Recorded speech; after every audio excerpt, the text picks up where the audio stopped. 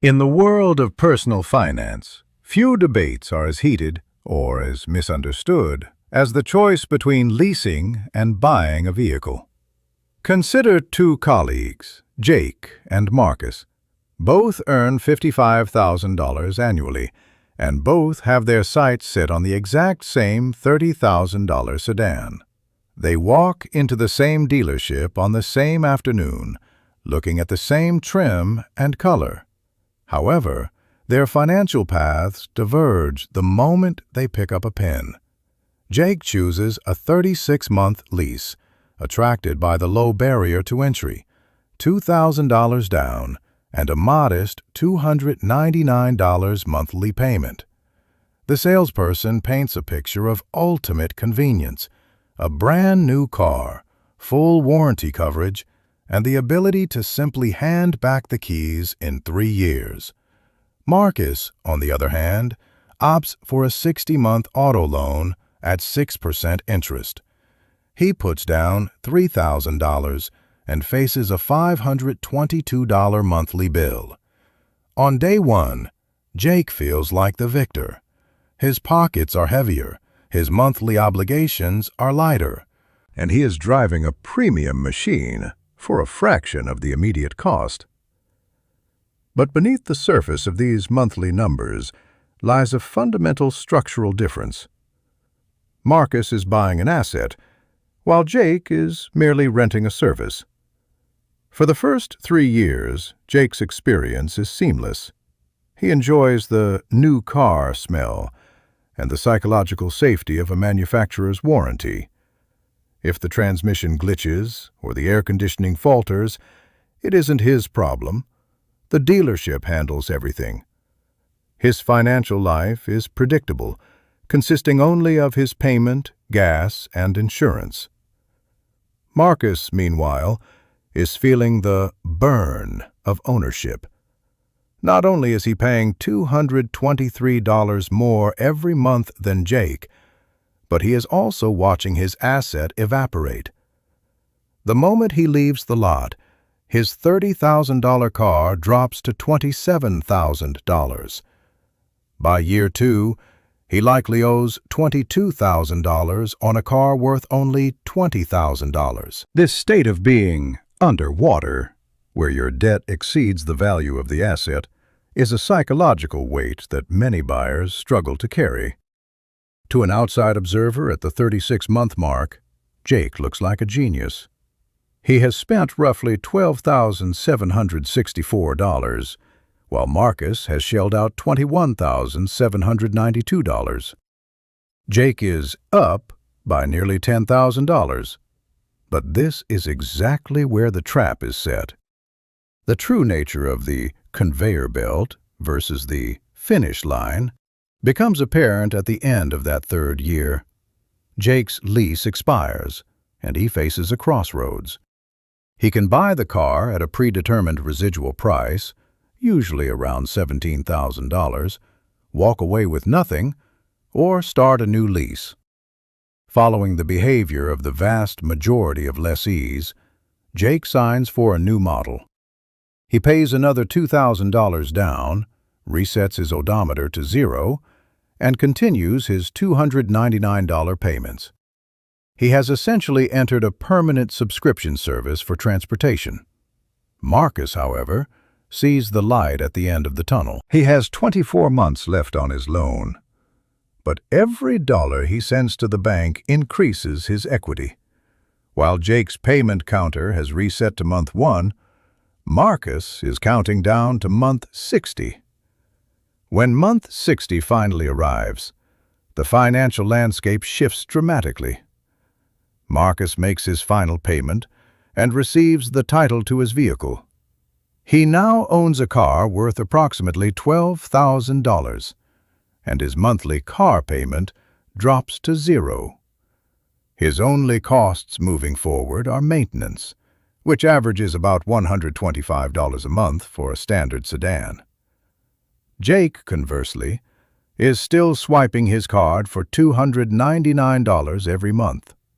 Because the payment is relatively low, it has become background noise in his budget, a permanent tax on his wealth that he no longer questions.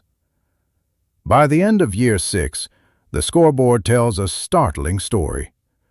Jake has spent over $25,500 across 2 leases and owns absolutely nothing. Marcus has spent about $34,320 on his loan, but when you subtract the $12,000 value of the car he still owns, his effective cost is roughly $22,320. Quietly and mathematically, the expensive buyer has become wealthier than the thrifty lessee. However, the headline monthly payment for a lease rarely tells the full story of the costs involved. Dealerships hide landmines in the fine print that only explode when the car is returned. The most common is the mileage cap. Most leases limit drivers to 10,000 or 12,000 miles per year, yet the average American drives closer to 13,500. Over a 3-year term, an unsuspecting driver could easily be 5,000 miles over their limit, resulting in a surprise bill of $1,000 or more upon return. Then there is the issue of wear and tear.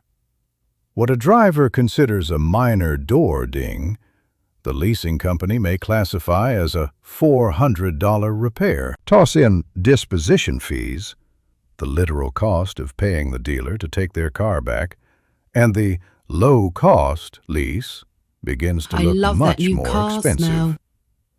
Furthermore, leases are incredibly rigid. If you lose your job or move to a walkable city mid-lease, breaking the contract can cost you the entire remaining balance of the agreement. To be fair, ownership is not without its own set of thorns. Once a car passes the 3-year mark, the safety net of the warranty vanishes. The owner is now responsible for every cracked belt, worn brake pad, and failing sensor. While some years might only require an oil change, other years might bring a $2,000 repair bill that ruins a monthly budget. This unpredictability is what drives many people back into the arms of leasing. However, the math shows that even with these repairs, ownership is cheaper over the long haul because depreciation slows down. A car loses the most value in its first 3 years. After that, the cost of holding the asset drops significantly every year you keep it. Time is the buyer's greatest ally, whereas time is the lessee's greatest enemy. If we zoom out to a 10-year horizon, the gap becomes a chasm. Over a decade, Jake will have gone through 3 or 4 leases, spending upwards of $50,000 in payments and fees, only to end the decade with no asset.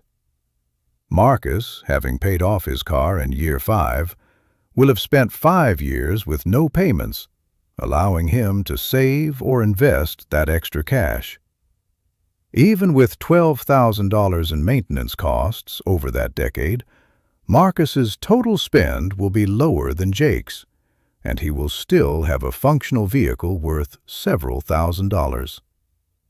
Over a lifetime of driving, the difference between these two strategies can easily amount to over $100,000 in net worth. There are, of course, exceptions where leasing is the logical choice. For business owners, lease payments are often tax-deductible in ways that car loans are not, which can bridge the ownership gap.